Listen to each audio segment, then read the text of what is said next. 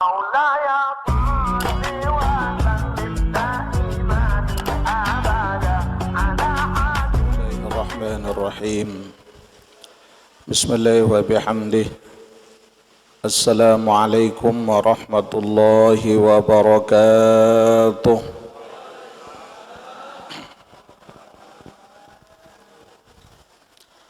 الحمد لله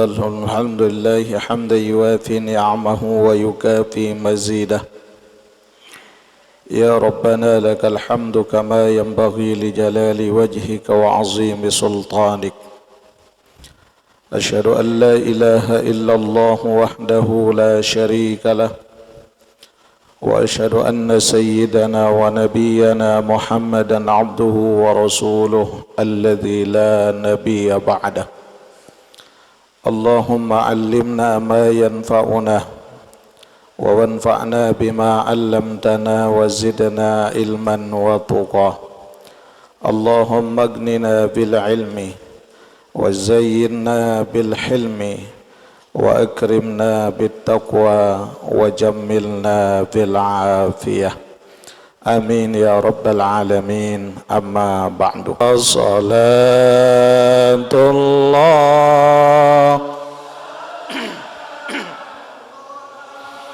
على طه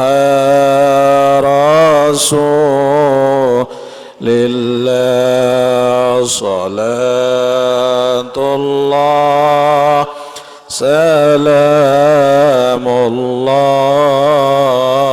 على ياسين حبيب الله اللهم صل وسلم وبارك عليه. Kita baca Fatihah. Semoga Allah buka hati kita dengan cahaya ilmu dan ma'rifah. Allah bimbing ruhani kita menjadi ruhani yang bersih, dan Allah bimbing jiwa kita menjadi jiwa yang istiqamah, yang kelak mendapatkan akhir yang husnul khatimah. Ala hadhihi niyah al-Fatihah. Bismillahirrahmanirrahim.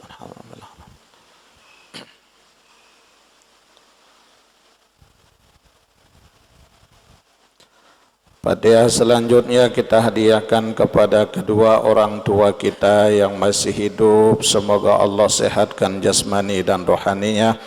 Untuk orang tua kita yang sudah meninggal dunia, semoga Allah lapangkan kuburnya, Allah angkat derajatnya, Allah terima amal solehnya, dan Allah ampuni segala dosanya. Lahumul Fatihah. Bismillahirrahmanirrahim. Alhamdulillah.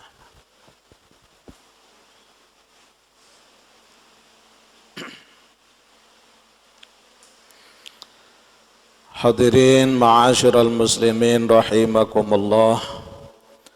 Pada malam hari ini insyaallah, karena kita saat ini berada di 10 hari dan malam pertama di bulan Zulhijjah, maka kita akan membahas apa saja yang dianjurkan oleh baginda Nabi sallallahu alaihi wasallam di dalam 10 hari pertama di bulan Zulhijjah ini. I'lam anna syahr Zulhijjah syahrun mu'azzamun haramun. Ketahuilah bahwa sesungguhnya Zulhijjah itu adalah bulan yang diagungkan oleh Allah dan merupakan bagian dari bulan haram. Wa fihi al-hajj alladhi huwa ruknun min arkanil Islam.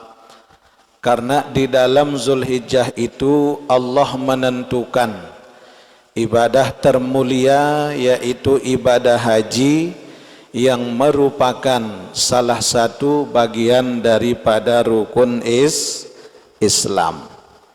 Maghfuratun khairatuhu, Selama Zulhijjah itu banyak kebaikan-kebaikan yang ada di dalamnya.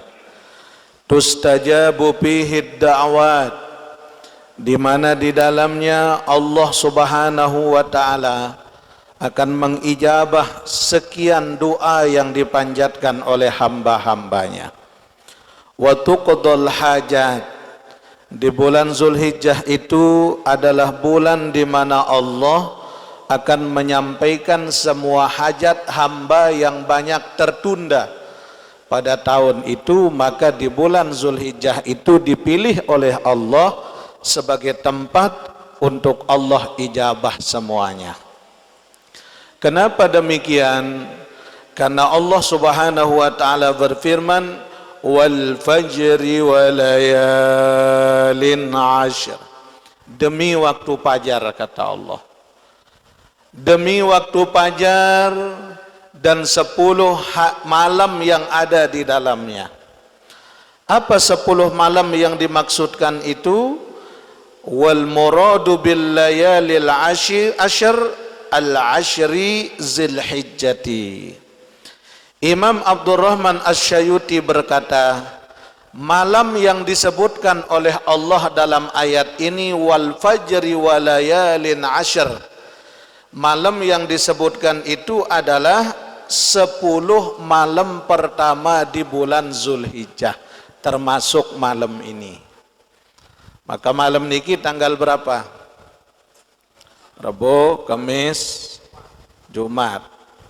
Malam tanggal 4. Maka 10 malam pertama di bulan Zulhijjah itu maghfuratun khairatuhu, yang satu kebaikan-kebaikan yang dikerjakan oleh hamba-hamba Allah yang beriman, Allah lipat gandakan setiap kebaikan itu hingga bisa ba'umi'ata di'fin, hingga 700 kali lipat. Sehingga kalau pelungguh berbuat baik, beramal saleh, menuntut ilmu, istighfar, banyak zikrullah pada 10 malam pertama ini, itu sama dengan 700 kali kita beramal soleh di luar daripada bulan Zulhijjah. Alhamdulillah. Makanya disebutkan, wa ani Ibnu Abbas radhiyallahu taala anhuma, dari Ibnu Abbas radhiyallahu taala anhuma, beliau berkata bahwa Nabi sallallahu alaihi wasallam bersabda. Apa sabda Nabi? Ma min ayyamin afdalu indallahi ta'ala walal amalu fihinna ahabba ilallah min hadhil ayyamil ashar. Tidak ada suatu hari yang lebih mulia di sisi Allah, dan tidak ada suatu amal yang paling dicintai oleh Allah kecuali amalan umat Muhammad yang beramal pada 10 hari pertama Zulhijjah itu. Maka Nabi katakan apa? Fa'aksiru fihinna minat tahlil wa takbir, maka perbanyaklah olehmu di dalamnya untuk kalian bertahlil, sembahyang tahlil, la ilaha illallah. Bahkan Nabi ajarkan yang paling afdal kita amalkan 10 pertama Zulhijjah itu, la ilaha illallah wahdahu la syarikalah, lahul mulku wa lahul hamdu wa huwa ala kulli syai'in qadir. Coba baca bareng-bareng. La ilaha illallah wahdahu la syarika lah, lahul mulku wa lahul hamdu wa huwa ala kulli syai'in qadir. Perbanyak itu di dalamnya, kata Nabi. Wa takbir, tidak hanya dengan itu saja, namun juga perbanyak kalimatut takbir. Perbanyak kalimat kalian membesarkan nama Allah, fa innaha ayyamu tahlilin wa takbir wa zikrin lillahi azza wajal, karena Zulhijjah niki adalah disebutkan menjadi bulannya tahlil dan takbir. Bulannya tahlil dan takbir.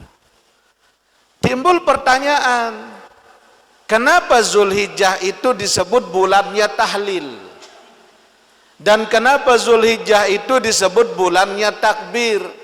Karena Zulhijjah adalah pusat daripada hamba untuk mendekatkan dirinya kepada Allah, dan Zulhijjah adalah pusat daripada hamba untuk membuktikan dua hal. Apa? Dia lebih mementingkan keinginan Allah ataukah keinginan mereka sendiri. Kira-kira Bapak Ibu, kita hidup niki lebih banyak kita mendahulukan keinginan Allah atau keinginan kita? Keinginan Allah atau keinginan Mesa? Alhamdulillah, jujur ibu-ibu nggih. Jadi lebih banyak kita mendahulukan kemauan kita sendiri. Padahal Zulhijjah ini adalah tempat kita membuktikan sesungguhnya yang menang itu maunya Allah atau maunya kita. Makanya Nabi Ibrahim alaihissalam sebagai bukti. Sehingga pantas Jibril berkata, kenapa Ibrahim itu mendapatkan gelar Khalil? Karena Ibrahim salah satu kemuliaannya mendahulukan maunya Allah daripada keinginan pribadi. Mana di antara keinginannya Allah? Allah perintahkan kepada Ibrahim untuk menyembelih putranya Ismail. Itu perintah siapa? Perintah Allah. Tapi hati-hati Bapak Ibu, Nabi Ibrahim itu beliau diperintahkan oleh Allah untuk menyembelih putranya Ismail karena Allah tagih ucapan Ibrahim dari jauh sebelumnya. Wah ara ongkat Nabi Ibrahim laik bejulu. Ketika Jibril menguji keimanannya Ibrahim, apa kata Jibril? Ibrahim, bisa enggak aku minta sebagian dari hartamu?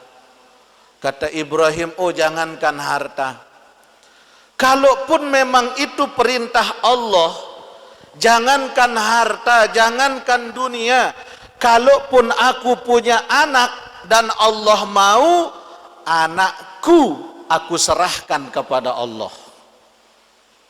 Saat Nabi Ibrahim belum punya anak. Saat Nabi Ibrahim belum punya anak. Makanya hati-hati dalam berbicara, itu jatuh nazar. Kalaupun aku punya anak dan Allah mau, kata Ibrahim, anakku aku kurbankan untuk Allah. Makanya ditagih oleh Allah. Enggak ibu, ndek da kanggo benazar dengan sesuatu nggih yang sekiranya memudaratkan kita. Misal ara ibu-ibu muni, ya Allah, lamun sehat semamen tiang menazar ketalet diri hidup-hidup 2 minggu. Sehat suaminya pelungguh, wajib harus tetalet 2 minggu.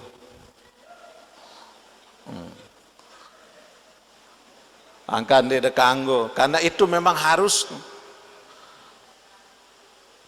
Makanya ini kewajiban kepada Nabi Ibrahim alaihissalam, ditagih oleh Allah, ditagih. Makanya kurban itu 2 hukumnya. Yang pertama, hukum kurban itu adalah sunnah kifayah muakkad. Pertama, sunnah kifayah muakkad. Yang kedua, ada hukum kurban itu hukumnya wajib.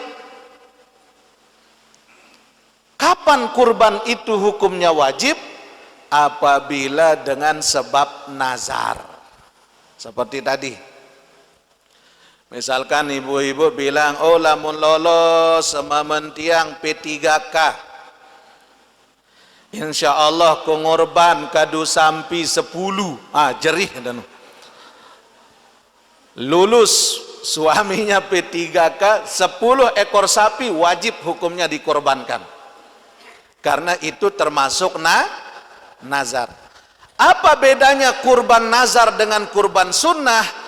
Kalau kurban nazar, kurban wajib, ya, orang yang berkurban tidak boleh mendapatkan daging kurbannya. Tidak boleh. Karena sudah dinazarkan. Dia terjual kepada Allah. Tapi kalau kurbannya sunnah muakkad kifayah, maka orang yang berkurban boleh mendapatkan daging kurbannya. Bahkan dianjurkan untuk dia dapat. Karena dari situ dia bisa belajar. Nah ya to beda, nggih. Kalau orang yang berkurban dengan sebab nazar, yang berkurban nggak boleh mendapatkan daging yang dia kurbankan. Tapi kalau kurbannya itu biasa, sunnah, maka yang berkorban itu boleh mendapatkan daging kurbannya. Nah, ini jadi pelajaran kepada kita. Ayo, sekarang kita bedah dia nih.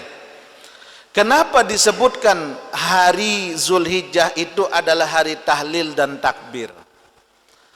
Karena tahlil dan takbir itu bergema pertama kali di alam ini. Hingga banyak yang mengumandangkan tahlil dan takbir niki adalah saat pengorbanan Ismail alaihissalam. Makanya kita dianjurkan oleh baginda Nabi berpuasa. Puasa di awal Zulhijjah itu kalau bisa 9 hari. Tanggal 1 sampai 9. Kalaupun tidak bisa, ambil 2 hari. Tanggal 8 dan tanggal 8 hari Tarwiyah, tanggal 9-nya hari Arafah. Kalaupun tanggal 8 dan 9 tidak bisa, ambil sehari saja. Tanggal 9 Zulhijjah. Di situ Bapak Ibu puasa karena disebutkan nggih, wa kaifa yuraddu fihinna du'a wa fihinna yaumun Arafah. Bagaimana doa itu diijabah oleh Allah Subhanahu wa taala karena di dalamnya adalah hari Arafah.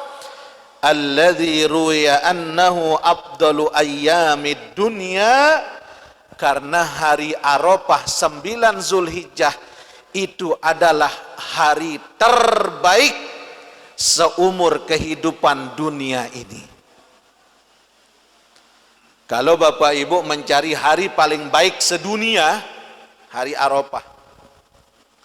Ingin buka toko biar laris, hari Arafah. Ingin peletakan batu pertama bangun rumah untuk murah rezekinya, hari Arafah. Bapak Ibu mau memulai apapun, hari Arafah. Si bebalu-balu mele merari, Arafah bait. Ibu deh. Nggih ongkan. Geger gati balu-balu nu. Itu ambil hari Arafah. Karena hari Arafah nih ke alladzi annahu afdalu ayyamid dunya. Kalau digabung hari itu semuanya sedunia ini, okay? Kemudian ada satu hari Arafah. Hari Arafah itu derajatnya paling tinggi dari semua hari sedunia ini. Makanya hari Arafah itu tidak ada doa yang tidak diterima oleh Allah kecuali doa yang tidak disampaikan oleh hamba kepada Tuhannya. Rugi pelungguh kalau tidak berdoa pada hari itu. Makanya kalau memang bisa puasa, puasa. Nggih? Puasa sunnah pada hari Arafah itu. Karena puasa hari Arafah kana siyamu sanatin, sehari puasa Arafah itu sama dengan puasa sunnah 1 tahun. Masya Allah. Nah itu, kalaupun tidak bisa ada tarwiyah, ambil Arafah. Nah kenapa ada tarwiyah dan Arafah? Nah karena disinilah permulaan umat Islam untuk memulai ritual ibadah haji itu. Mulai sejak tanggal 8. Nah disinilah puncaknya, tanggal 9. Tanggal 8 disebut tarwiyah. Kenapa? Karena pada malam harinya Nabi Ibrahim diberikan wahyu oleh Allah melalui mimpi. Makanya tarawwa ya tarawu, yang berarti diperlihatkan, memperlihatkan kepada Ibrahim oleh Allah dengan sebab mimpinya. Ia tuh mengimpi Nabi Ibrahim malam niki. Bingunglah Nabi Ibrahim atas mimpinya. Kemudian setelah beliau bingung, mohon petunjuk Allah, masih belum percaya. Hingga diulang-ulang mimpi itu, Nabi Ibrahim minta lagi untuk diberikan petunjuk, ternyata sampai 3 kali ulang lagi mimpi itu. Akhirnya Nabi Ibrahim minta petunjuk dari Allah. Makanya tanggal 8 disebut tarwiyah. Awal dari Ibrahim diperlihatkan oleh Allah melalui mimpi. Disitulah Nabi Ibrahim merenung. Setelah dia merenung, dia mohon petunjuk. Makanya orang-orang yang berhaji tanggal 8 itu proses perenungan jiwa, karena mereka akan mulai masuk pada puncak ibadah, yaitu Arafah, wukuf. Orang berhaji mulai pada bingung, kira-kira berembe nasib telemak lek jalur Arafah, kira-kira bagaimana keadaan besok, kira-kira seperti apa. Disitulah Nabi Ibrahim merenung dari hasil mimpinya, hingga beliau mohon petunjuk kepada Allah Subhanahu wa ta'ala. Dari petunjuk yang diminta oleh Ibrahim kepada Allah, sehingga pada malam tanggal 9 Nabi Ibrahim fokus berzikir sehingga tengah malam, hingga terbitlah pagi. Saat itulah Allah tunjukkan kepada Ibrahim melalui kecondongan hatinya. Karena para jamaah, kalau kita minta petunjuk Allah atas 2 hal yang berat, Allah akan berikan petunjuk itu melalui 2. Pertama, ada petunjuk itu oleh Allah dikirim melalui mimpi. Yang kedua, ada petunjuk itu diberikan oleh Allah melalui kecondongan hati kita. Misal pelungguh nih, dilema 2 calon menantu. Pertama, arak calon menantu sugih, kaya, lagu ndek taat ibadah. Tapi yang satuannya biasa-biasa, tapi taat ibadah, soleh. Pelungguh minta petunjuk kepada Allah, ya Allah, tunjukkan aku mana yang lebih baik di antara yang 2 ini. Makanya Rasul ajarkan kita perintah untuk istikharah. Untuk sholat apa doanya? Dulu tiang pernah dapat doa istikharah kilat namanya. Misal kita sudah mendadak nih, udah mepet. Kita sudah dihadapkan dengan 2 pilihan yang begitu berat. Sementara ini status hukumnya harus. Maka minta petunjuk kepada Allah. Sholat 2 rakaat, niat sholat istikharah. Dan apa doanya? Nah ini dari Rasulullah SAW. Ini doa ini kita baca saat sholat istikharah. Dan istikharahnya tidak terlalu lama. Ini doa istikharah kilat. Bismillahirrahmanirrahim. Allahumma khirli wakhtarli wa la takilni ala ikhtiyari. Apal? Ya wahnu. Dewan apal? Allahumma khirli wakhtarli wa la takilni ala ikhtiyari. Allahumma khirli wakhtarli wa la takilni ala ikhtiyari. Nah, ya Allah, aku mohon kepadamu, khirli, ya Allah, nampakkan kepadaku, wakhtarli, pilihkan yang terbaik bagiku ya Allah, wala takilni, dan jangan engkau melencengkan hasilku, ala ikhtiyari, atas usaha yang aku lakukan ini. Ini yang dapat dulu dari guru tiang. Makanya kalau kita mau mepet-mepet, nggih, misalkan memilih pemimpin atau apa yang kira-kira yang mana lebih bermanfaat untuk agama kita, minta petunjuk kepada Allah melalui doa ini. Insya Allah 3 malam kurang udah dikasih jawaban sama Allah. Allahumma khirli wakhtarli wa la takilni ala ikhtiyari. Allahumma khirli wakhtarli wa la takilni ala ikhtiyari. Nah, itu doanya. Insya Allah Allah kasih kita jawaban cepat. Masya Allah. Nih hebat pelungguh. Oh, iya tuh mau doa istiharah kilat nih. Jadi misalkan pelungguh bingung, saya mau kuliahkan anak saya di mana? Ada 3 perguruan tinggi hebat-hebat. Mana yang lebih bermanfaat dan bisa menjadikan anak saya menjadi orang yang mulia di sisi Allah maupun di sisi manusia? Jadi pilihkan dia melalui doa ini. Allahumma khirli wakhtarli wa la takilni ala ikhtiyari. Coba pelungguh.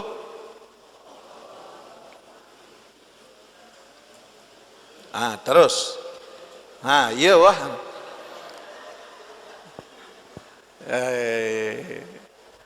Allahumma khirli wakhtarli wa la takilni ala ikhtiyari. Allahumma khirli wakhtarli wa la takilni ala ikhtiyari. Mazan dihafal. Ayo bareng-bareng. Allahumma khirli. Yau. Belajar di waktu kecil bagai mengukir, belajar sesudah laksana mengukir. Iya wahani. Laksana mengukir di atas air. Lalu insya Allah, okay, yang belum hafal nanti dibuka rekamannya di sini nih, di Rudison nih, di rekaman beliau nanti. Okay, ada di situ. Ayo coba bareng-bareng. Allahumma khirli wakhtarli wa la takilni ala ikhtiyari. Allahumma khirli wakhtarli wala takilni ala ikhtiyari. Ini perlu ini untuk kita baca nih. Makanya Nabi Ibrahim minta ke Allah, ya Allah tunjukkan aku ya Allah dengan pilihan ini dari iblis ataukah dari engkau. Makanya dengan apa Allah berikan petunjuk kepada Nabi Ibrahim atas kebimbangan ini? Kecondongan hatinya dikuatkan oleh Allah. Nampak kecondongan hatinya. Oh, ya, kenapa saya begitu geger, begitu semangat untuk mengorbankan Ismail? Berarti ini dari Allah. Makanya tanggal 9 itu apa kata Nabi Ibrahim? Arafah, Arafah, Arafah. Hari ini aku tahu, hari ini aku tahu, dan hari ini aku mengetahui bahwa sesungguhnya itu adalah dari Allah. Makanya tanggal 9 itu disebut hari Arafah, hari pertama untuk menjemput pengetahuan dari Nabi Ibrahim, hari pertama menjemput pengetahuan bagi Nabi Adam alaihissalam. Nabi Adam sadar bahwa saya bukan siapa-siapa. Nabi Ibrahim sadar bahwa ini adalah dari Allah subhanahu wa ta'ala. Kemudian setelah terjadinya tanggal 9, barulah pada tanggal 9 itu Nabi Ibrahim mengutarakan kepada putranya Ismail. Apa kata Ibrahim? Ya bunayya inni ara fil manam anni azbahuka fanzur madza tara. Kata Ibrahim, wahai anakku, sesungguhnya aku bermimpi Allah perintahkan kepadaku untuk mengorbankan engkau kepadanya, karena ini adalah keinginan Allah. Coba engkau pikirkan dan coba engkau renungkan. Jadi diskusi Nabi Ibrahim dengan Ismail, ndek nak bambang langsung gorok, ndek, ada diskusinya. Makanya karena Ismail ini seorang laki-laki soleh, anak yang luar biasa, alim, taat kepada Allah, jawaban Ismail tidak perlu berpikir panjang. Tidak mikir Nabi Ismail. Dijawab, ya abati, duhai ayahku. Kalau orang Arab mengatakan ya abadi, itu bentuk kalimat penghormatan kepada orang tua. Kalau orang mengatakan ya bunayya, itu penghormatan dan bentuk kalimat kasih sayang kepada anaknya. Ibrahim memanggil anaknya ya bunayya. Pelajaran bagi kita, orang tua kepada anak mesti berkata dengan kalimat yang menunjukkan kasih sayang yang begitu besar. Jadi dendek panggil anak teh si panggilan-panggilan yang menyakitkan. Bereng ja anak, lutung. Padahal ieu pi hasil. Jadi orang Arab dari sini Ibrahim menghargai anaknya, ya bunayya. Wahai anakku tercinta. Maka dijawab oleh Ismail, ya abadi, duhai ayahku yang luar biasa. If'al ma tu'mar. Kalau memang itu perintah Allah ayah, lakukan. Ismail tidak berpikir, kalau memang itu perintah Allah, lakukan ya. Satajiduni insyaallah minas sabirin. Saya akan tunduk dan insya Allah saya berusaha menjadi orang yang sabar. Akhirnya Ibrahim memeluk anaknya Ismail. Ya Allah, anakku. Seorang ayah mana yang tega menyembelih putra semata wayangnya?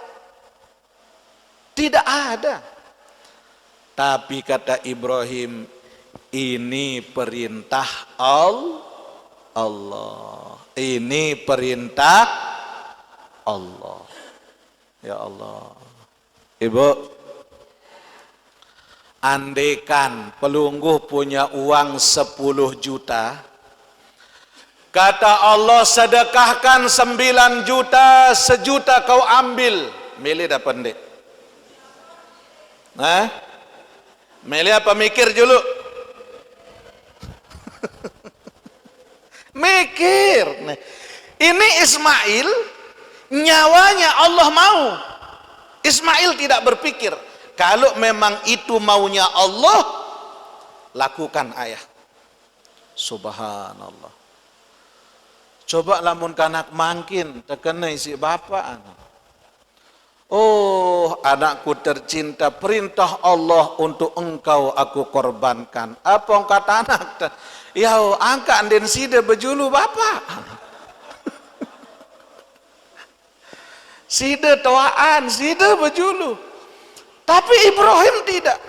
Kalau memang itu perintah Allah, lakukan ya. Masya Allah. Makanya proses pengorbanan itu terjadi pada tanggal 10. Tanggal 9 berpindah ketika mulai terbenam matahari. Setelah sepakat Ibrahim dengan Ismail. Ismail tahu, saya bukan siapa-siapa, saya hamba Allah. Ibrahim tahu, aku tak punya apa-apa, hakikatnya semuanya adalah milik Allah. Anak milik Allah, istri milik Allah, rizki milik Allah, hidup milik Allah. Karena puncak hakikat cinta yang sesungguhnya adalah ketika kita memberikan yang kita cintai kepada orang yang paling kita cinta, maka itulah pengorbanan yang hakiki. Ibrahim, yang paling dicintai Ibrahim adalah anak satu-satunya. Allah katakan, korbankan anakmu, karena itu harta terbaiknya Ibrahim alaihissalam. Maka hakikat korban itu adalah ketika kita melepaskan apa yang paling kita cinta untuk kita serahkan kepada Allah yang maha cinta. Makanya setelah terbenam matahari, pindah Ibrahim dan Ismail dari Arafah menuju Musdalifah untuk menuju Mina. Perjalanan pengorbanannya esok hari. Besok pagi harus kita lakukan, anakku Ismail. Ayo ayah, kalau begitu cepat kita jalan. Gegeran Ismail. Sampai di Musdalifah, mabit Nabi Ibrahim dan Ismail. Makanya jamaah haji selesai dari Arafah, mereka menuju ya Allah. Disitulah Nabi Ibrahim, ia tahun asak golok.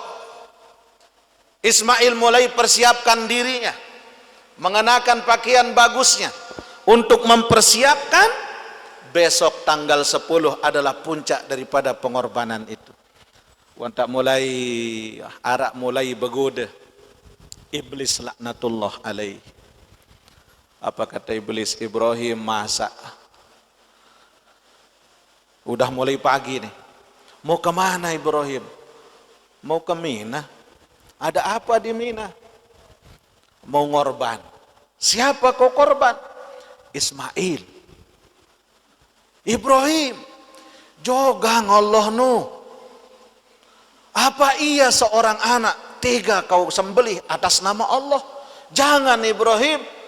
Ibrahim tidak menjawab. Ibrahim mengambil batu. Bismillahi Allahu Akbar.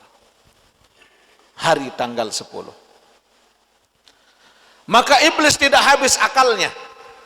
Datanglah kepada Ismail. Ismail, kau ini masih bajang nak. Kau ini masih remaja nak. Saat ini kau sedang hebat-hebatnya dalam pergaulanmu. Jangan mau. Kata Ismail tidak berkata apa-apa. Bismillahi Allahu Akbar. Apa kata Ibrahim? Kata iblis, wah, Ibrahim sama anak nih sama-sama stres nih. Masa iya senang mau disembelih? Coba hajar nih. Makanya yang namanya iblis, setiap orang berbuat baik, iblis paling repot Bapak Ibu.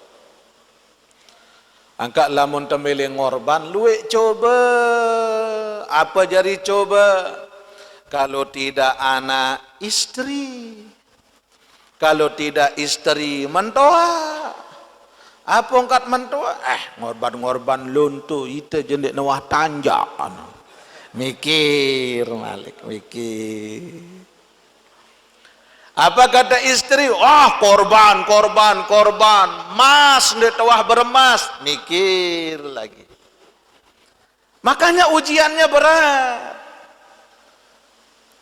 Kalau sudah selesai korban, semua ngaku, saya tahun depan. Pas menjelang tahun itu, mulai garuk-garuk. Ndek kuah ngaku laik. Disinilah cobaannya. Dikala Ibrahim dan Ismail menjelang peristiwa pengorbanan, di situ diuji nih. Di situ diuji. Hajar, kata iblis. Iya. Kamu tidak tahu anakmu? Siapa? Ismail. Iya, Ismail. Ada apa dengan Ismail, kata Hajar? Dia sama bapaknya. Kemana? Ke Mina. Untuk apa? Mau dikorban anakmu. Siapa yang nyuruh, kata Hajar? Allah, kata iblis. Apa kata Hajar? Iblis, jangankan anakku Ismail, kalau pula Allah mau, saya siap untuk disembelih. Apa kata iblis? Biaran keluarga stres selapun. Ibrahim, Ismail, Hajar rindu untuk disembelih. Makanya bingung iblis. Justru Hajar bismillahi Allahu Akbar, antara ula, wusta, aqabah, menyatu antara kekuatan batin daripada Ibrahim, Ismail dan Hajar disatukan oleh Allah Subhanahu wa taala. Terjadi peristiwa hari itu pada tanggal 10 Zulhijjah, Yaumun Nahar, di posisi di Mina. Ada kalau kita jalan dari Musdalifah, posisi sebelah kiri, ada tugu kecil yang kurang lebih 1 meter tingginya. Disitulah posisi pengorbanan Nabi Ismail alaihissalam oleh ayahanda beliau Ibrahim alaihis. Ketika peristiwa pengorbanan itu dilakukan, kata Ibrahim, Bismillahi Allahu Akbar. Ibrahim sudah pasrah, Ismail pun juga pasrah. Malaikat di langit semuanya bertakbir, semuanya bertahlil. Saat pengorbanan itu terjadi, malaikat semua berkata, Allahu Akbar, Allahu Akbar, Allahu Akbar, La ilaha illallah, Allahu Akbar, Allahu Akbar, walillahil hamd. Makanya takbir yang kita baca setiap Idul Adha, Idul Fitri, itu adalah takbirnya para malaikat di langit pada tanggal 10 Zulhijjah saat peristiwa pengorbanan Ismail alaihissalam. Makanya Idul Adha itu sebenarnya disitulah hari raya besar kita umat Islam nih.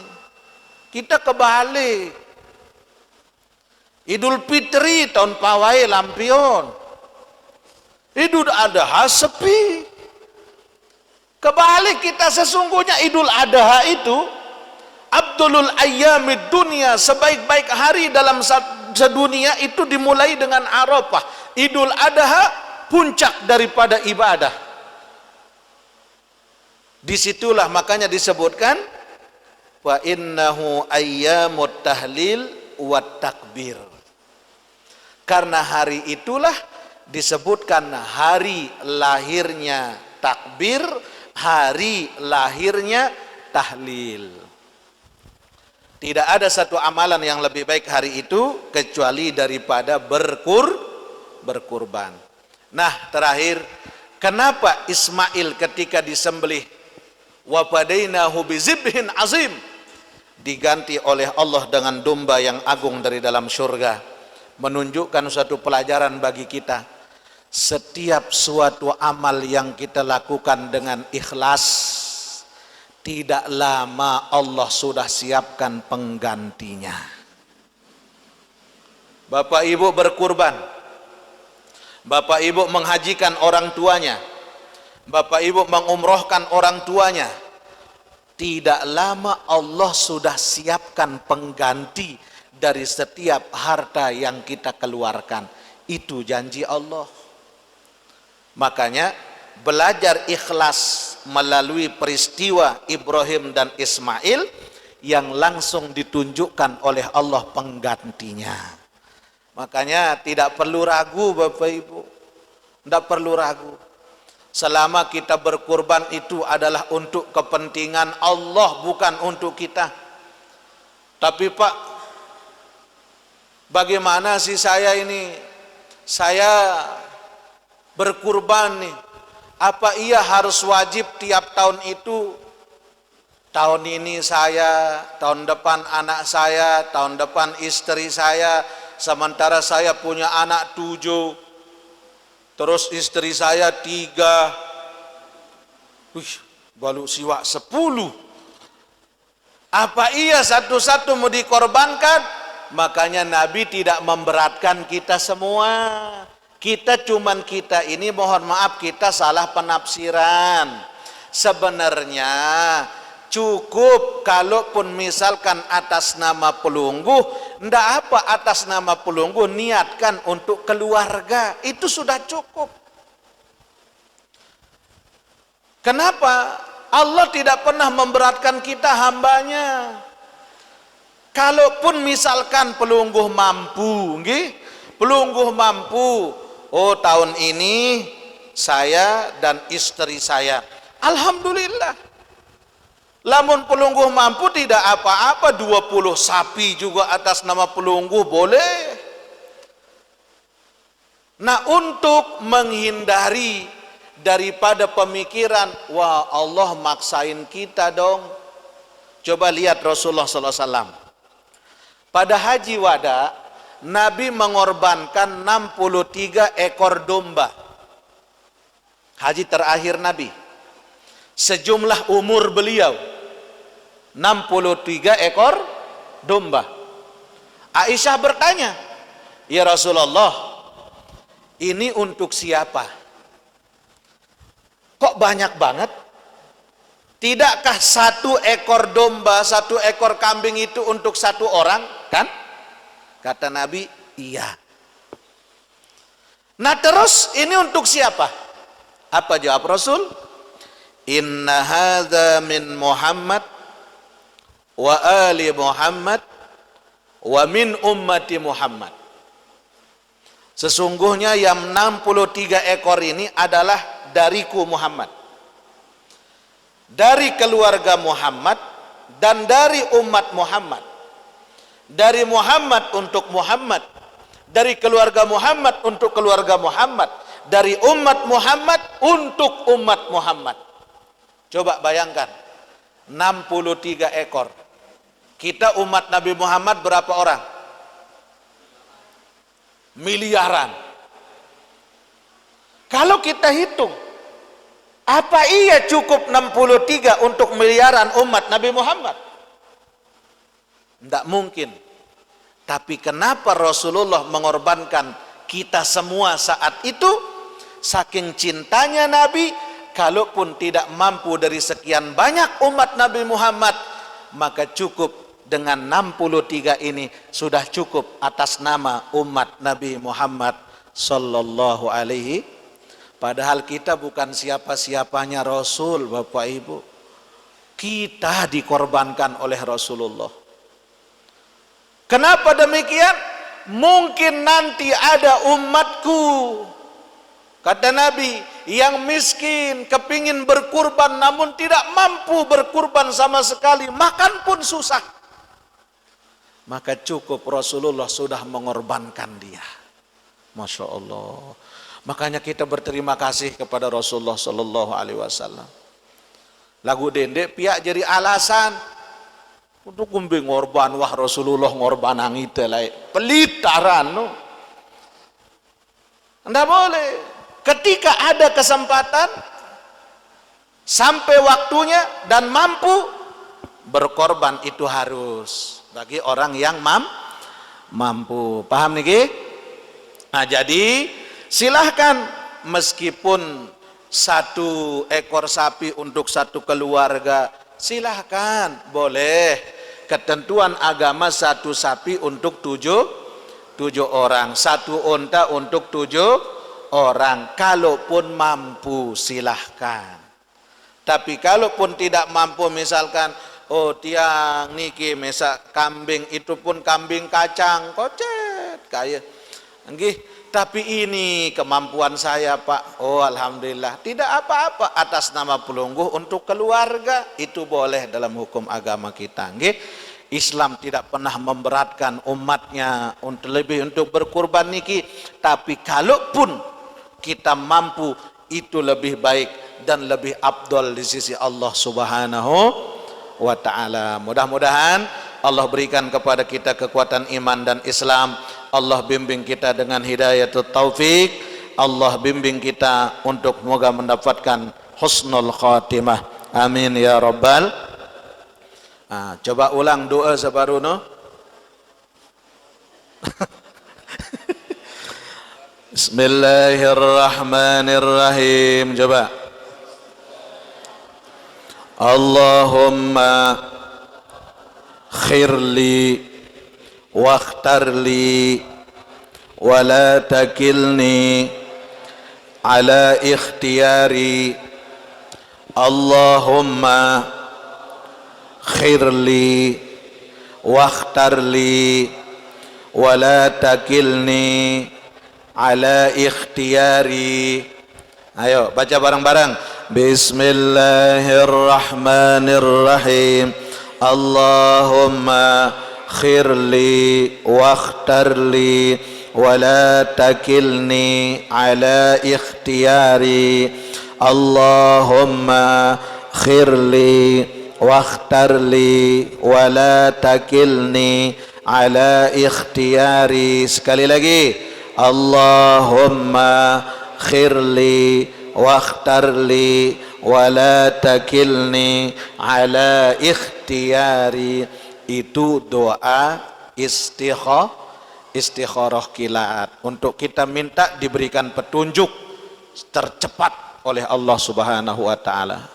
Al-Fatihah. Bismillahirrahmanirrahim. Alamin, assalatu wassalamu ala asyrafil mursalin sayyidina Muhammadin wa ala alihi wa sahbihi ajma'in. Allahumma allimna ma yanfa'una wa wanfa'na bima 'allamtana wa zidna ilman wa tuqa. Allahumma aghnina bihalalika an haramika waghnina bifadlika amman siwak. Rabbana atina fid dunya hasanah wa fil akhirati hasanatan wa qina azaban nar. Wa sallallahu ala sayyidina Muhammadin wa ala alihi wa sahbihi wa sallam. Walhamdulillahi rabbil alamin. Al-Fatihah. Bismillahirrahmanirrahim.